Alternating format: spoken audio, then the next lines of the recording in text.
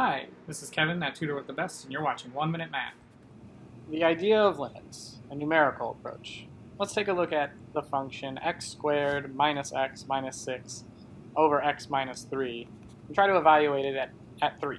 When we plug in 3, we end up with 9 minus 3 minus 6 over 3 minus 3, which works out to be 0 over 0. Clearly, this function is undefined at x equals 3.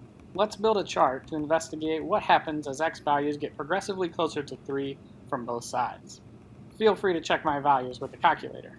From the right-hand side, as we get closer to 3, we get function values of 5.1, 5.01, and 5.001.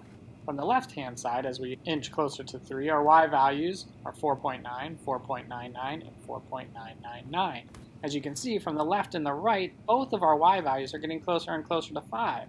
So we say, as x approaches 3, the function approaches 5.